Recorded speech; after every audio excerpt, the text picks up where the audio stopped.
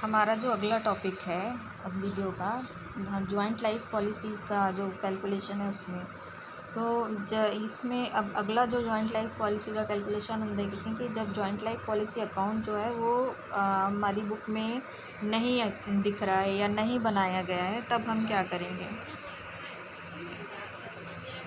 इसके लिए हम एक क्वेश्चन के आधार पर हम इसको समझेंगे।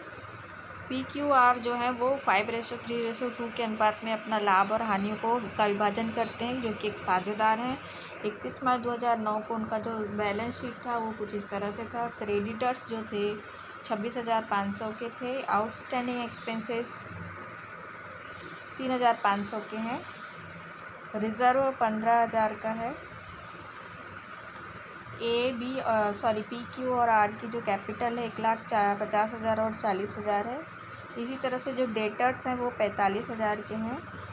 बैंक का बैलेंस 10,000 का है और स्टॉक दिया हुआ है 55,000 का और फिक्स्ड एसेट है 1,25,000 की। 31 मार्च 2009 को जो Q है उसने डिसाइड किया कि वो रिटायरमेंट ले लेगा या मतलब रिटायर हो जाएगा। तो जब रिटायरमेंट होता है किसी भी फर्म के किसी भी साझेदार का रिटायरमेंट होता है, तो हम क्या करते हैं, फर्म की जितनी भी एसेट और लायबिलिटीज़ हैं उनका फिर से वैल्यूएशन करते हैं, क्योंकि हमको जो फर्म का रिटायर पर्सन है उसको हमको कुछ ना कुछ भुगतान उसको करने होते हैं, उसकी कैपिटल और उसकी गुडविल के एवज में, और उसके जो फर्म के जो फंड वगैरह बने हैं उनके उसका जो शेयर होता है वो उसको पेमेंट करना होता है। तो इसके लिए हम फिर से वैल्यूएशन करते हैं। तो इसमें हम देखते हैं कि गुडविल जिसका मूल्य 75,000 रुपये है वो जो है वो हमको बुक्स में नहीं दिखाई गई है, लेकिन 75,000 की गुडविल है। इसके अलावा जीवन बीमा मतलब जॉइंट लाइफ पॉलिसी की जो सरेंडर वैल्यू है वो 20,000 की है और इसको भी हमको बुक्स में हमने नहीं दिखाया है। फिक्स्ड एसेट जो है वो 1,50,000 की हो गई है और जो स्टॉक है वो 50,000 का हो गया है। क्यू को भुगतान P और R की जो कैपिटल है उससे होगा और उसको भुगतान करने के बाद जो P और R की कैपिटल है उसका रेशो 3:2 होना चाहिए।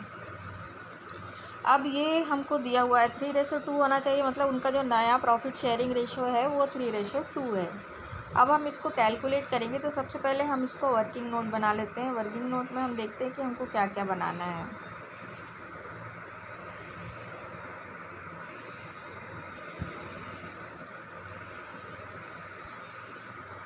सबसे पहले हम जो P और R है उनका गेनिंग रेशो कैलकुलेट करेंगे।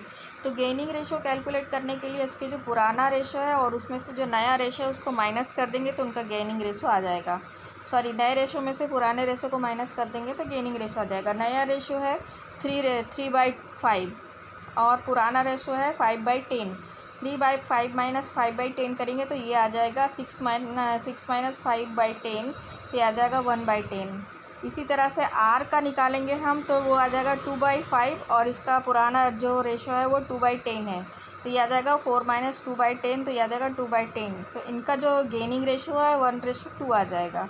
अब जो गुडविल है उसका डिस्ट्रीब्यूशन करना है। अब जो गुडविल है इनकी, तो हम इनको उसकी गुडविल पहले कैलकुलेशन करेंगे इनके प्रॉफिट शेयरिंग रेशो के आधार पर। तो जब हम इनकी प्रॉफिट शेयरिंग रेशो के आधार पर गुडविल कैलकुलेट करेंगे तो जो Q है उसकी जो गुडविल हम निकालेंगे वो तो 75,000 का 3/10 करेंगे तो इसकी गुडविल आ जाएगी 22,500 रुपये। अब ये जो 22,500 की गुडविल इसकी है तो इसकी गुडविल है तो इसके एवज में इसको पेमेंट भी होगा। तो ये जो पेमेंट होगा इसको, तो ये 22,500 कौन देने वाले हैं, तो ये P और R देने वाले हैं। तो ये जो P और R देने वाले हैं, तो ये जो इनका जो गेनिंग रेशो हमने निकाला है 1:2, इस आधार पर इनको इसका जो गुडविल है उसका पेमेंट करना है। तो इसको हम कैलकुलेट करेंगे तो इसका आ जाएगा 22,500 का 1/3 तो ये आ जाएगा 7,500 और 22,500 का 2/3 तो ये आ जाएगा 15,000 रुपये। तो ये जो P है वो 7,500 देगा और R है वो 15,000 रुपये पेमेंट करेगा Q को इनकी गुडविल के एवज में। अब इसके बाद आगे हम देखते हैं कि जो जॉइंट लाइफ पॉलिसी के जो सरेंडर वैल्यू है 20,000 की,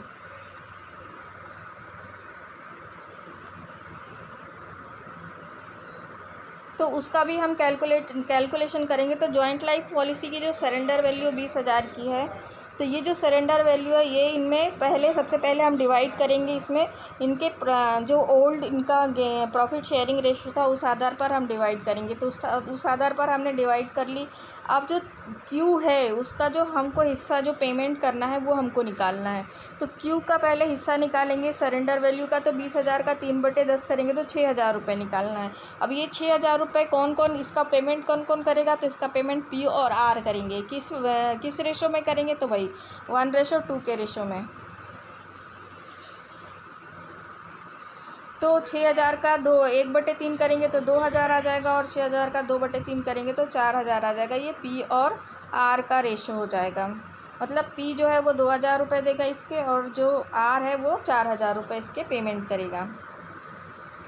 अब इसके बाद हम देखते हैं कि जो नई कैपिटल है उसकी टोटल, जो नई फर्म है उसकी टोटल कैपिटल कितनी आती है एडजस्टमेंट करने के बाद। तो जो पूरी टोटल एडजस्टमेंट करने के बाद किसको क्या क्या मिलेगा?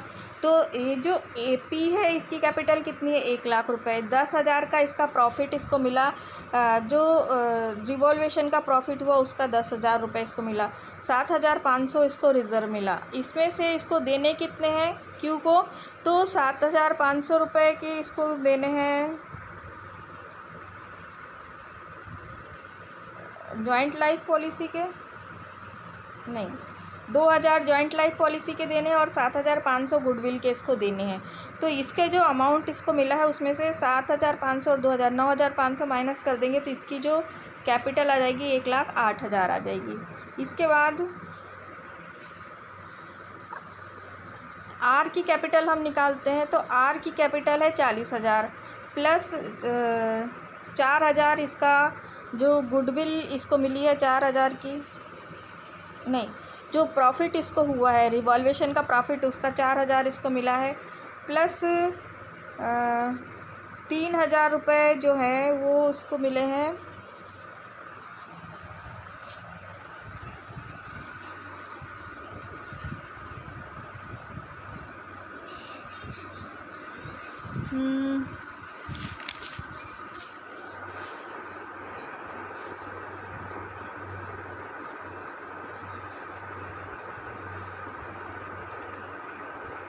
रिज़र्व के 3,000 रुपये इसको रिज़र्व के मिले हैं। तो इसका टोटल अमाउंट हो गया। अब इसमें से इसको देने कितने हैं? तो 15,000 की गुडविल देना है इसको, और 4,000 इसको जॉइंट लाइफ पॉलिसी के क्यू को देना है। तो इसमें से 40,000 4,000 44,000 और 3 47,000 में से हम 19,000 माइनस करेंगे तो 28,000 रुपये इसकी नई कैपिटल हो जाएगी। उसके बाद जो रिटायरमेंट के बाद इसको पेमेंट करना है क्यू को, तो कितना पेमेंट करना है? तो 50,000 की इसकी कैपिटल है, प्लस 6,000 इसको जो रिवॉल्वेशन का प्रॉफिट आया है वो मिलेगा, प्लस 7,500 की इसको गुडविल मिलेगी, पी की तरफ से गुडविल का अमाउंट मिलेगा। फिर 15,000 रुपये इसको आर की तरफ से गुडविल का अमाउंट मिलेगा, प्लस 2,000 रुपये इसको जो जॉइंट लाइफ पॉलिसी के हैं वो पी की तरफ से मिलेंगे, और 4,000 रुपये इसको जॉइंट लाइफ पॉलिसी के आर की तरफ से मिलेंगे। तो और प्लस रिज़र्व के 4,500 रुपये मिलेंगे। तो इस तरह से इसकी जो टोटल अमाउंट हो जाती है 89,000 रुपीज़। अब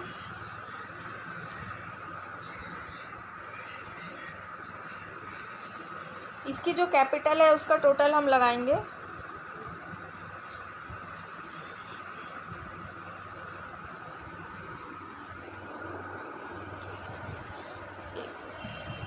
तो इसकी जो कैपिटल है उसका टोटल हमने लगाया, तो हमको हमारे पास में पहले हमने कितना कैलकुलेट किया है? 1,08,000 28,000 और 89,000। इसको जब हम जोड़ेंगे तो ये आता है 2,25,000। अब ये जो 2,25,000 आता है ये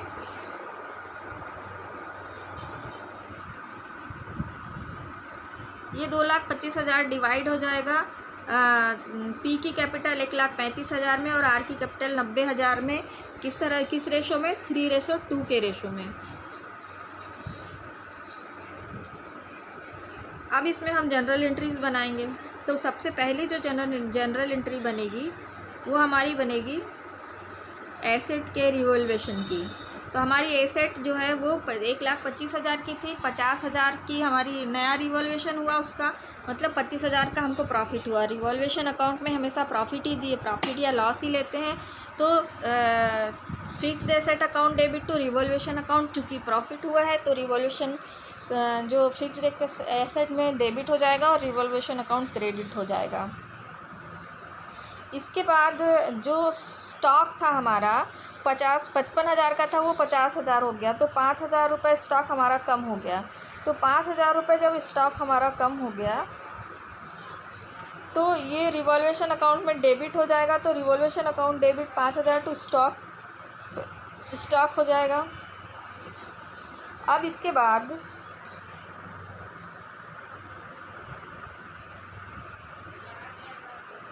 जब रिवॉल्यूशन अकाउंट हम बनाएंगे तो 25,000 जो है वो हमको प्रॉफिट हुआ था और 5,000 का हमको लॉस हुआ। तो हमारा बैलेंस कितना बचा? तो बैलेंस हमारे पास में बचा 20,000 रुपये। अभी जो रिवॉल्यूशन का प्रॉफिट आया है 20,000 रुपये, इसको हम क्या करेंगे, PQ और R में डिवाइड कर देंगे इनके प्रॉफिट शेयरिंग रेशो के आधार पर। तो ये आ जाएगा 10,000, 6,000 और 4,000, 5:3:2 के आधार पर इसको हम डिवाइड कर देंगे।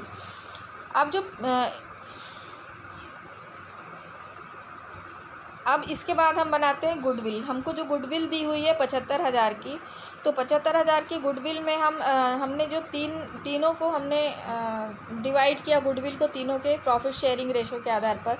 तो जो क्यू की गुडविल है जिसका भुगतान इन लोगों को करना है वो आती है 22,500। तो ये 22,500 की जो गुडविल है, P और R जो है ये 1:2 गेनिंग रेशो के आधार पर इसको डिवाइड करेंगे। तो इस तरह से P की कैपिटल में से 7,500 डेबिट करेंगे, मतलब घटाएंगे, और R की कैपिटल में से 15,000 घटाएंगे, और ये किसको दिए जाएंगे? तो ये क्रेडिट हो जाएंगे Q के कैपिटल अकाउंट में।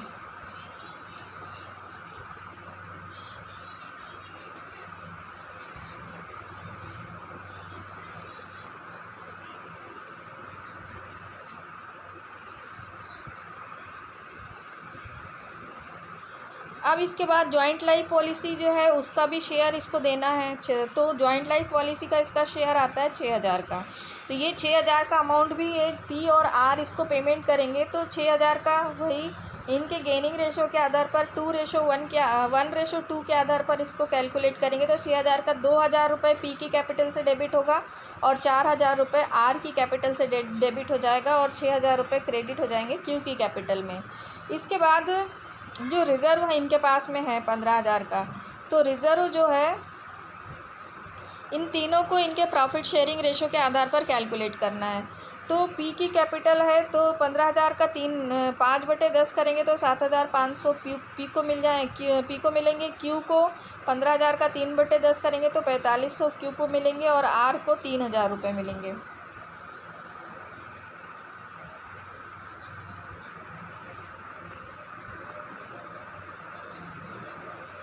अब इसके बाद हम बैंक में मतलब जो 89,000 जो हमको पेमेंट करना है इसको Q को, तो उसको हम किस रेशो पर डिवाइड कर देते हैं? तो उसको हम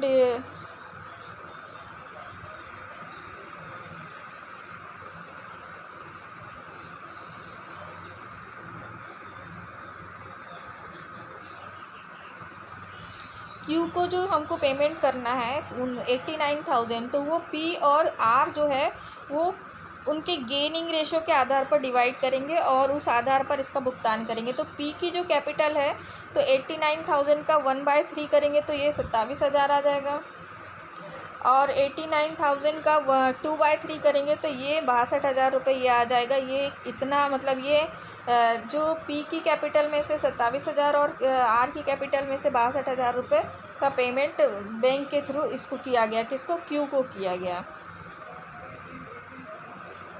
अब इसके बाद Q की कैपिटल Q का जब हम Q को भुगतान करेंगे तो Q capital account debit 89,000 to bank account, bank उसको भुगतान कर दिया गया। अब इसके बाद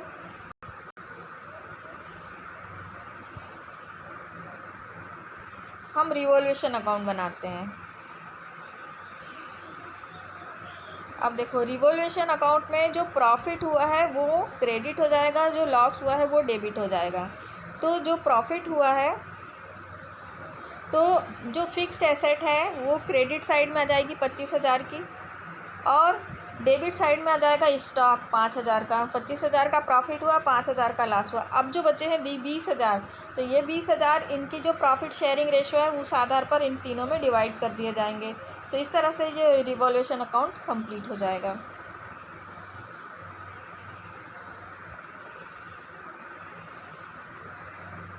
पी का कैपिटल अकाउंट बनाएंगे हम। तो देखो, पी को क्या क्या मिलना है, जो जो पी को मिलना है वो सब क्रेडिट हो जाएगा। तो क्या क्या मिलना है पी को, तो 10,000, 1,00,000 की तो इसकी कैपिटल है वो मिल जाएगी। फिर रिवॉल्यूशन अकाउंट के 10,000 रुपये मिलेंगे, रिज़र्व के 7,500, और इसका जो बैंक अकाउंट था उसका 27,000 रुपये मिलेगा। बैंक अकाउंट जितना था उसका 5/10, तो इसका 27,000 रुपये इसको मिलेगा। इसको इसने पेमेंट किसको, क्यू को पेमेंट करना है। इसको कितना, 7,500 की इसको गुडविल का पेमेंट करना है, और 2,000 का इसको जॉइंट लाइफ पॉलिसी की सरेंडर वैल्यू का पेमेंट इसको करना है। तो ये 7,500 और 2,000 डेबिट हो जाएंगे। तो बचा हुआ कितना बैलेंस है, 1,35,000। अभी की जो पी की कैपिटल है वो 1,35,000 रुपये हो जाएगी।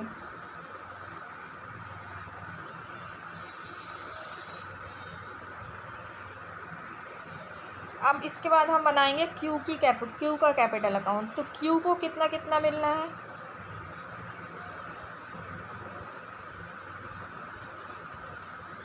तो क्यू को क्या क्या मिलना है। देखो, इसका जो कैपिटल थी इसकी 50,000 थी, प्लस रिवॉल्यूशन के इसको 6,000 रुपये मिले। रिवॉल्यूशन का जो प्रॉफिट था उसके 6,000 रुपये मिल गए।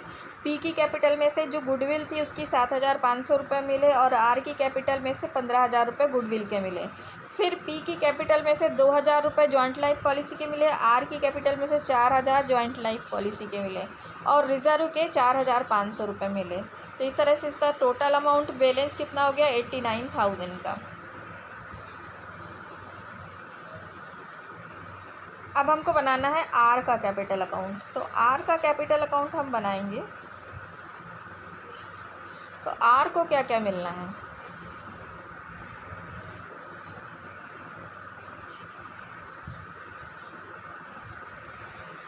आर को क्या क्या मिलना है। तो इसकी जो कैपिटल थी वो 40,000 थी, रिज़र्व के इसको 40,000 मिले। उसके बाद जो हाँ, रिवॉल्यूशन के 4,000 रुपये मिले। सॉरी, कैपिटल 40,000 की थी, रिवॉल्यूशन के 4,000 मिले, रिज़र्व के 3,000 रुपये मिले, और बैंक से इसको 62,000 रुपये मिले। तो इसके क्यू को कितनी कैपिटल देनी है, इसको 25,000 की कैपिटल क्यू को।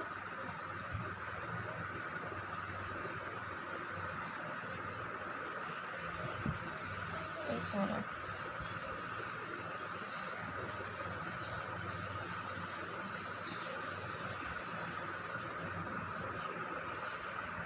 पच्चीस हज़ार कितने देने क्यू को, क्यों देने 25,000 इसको।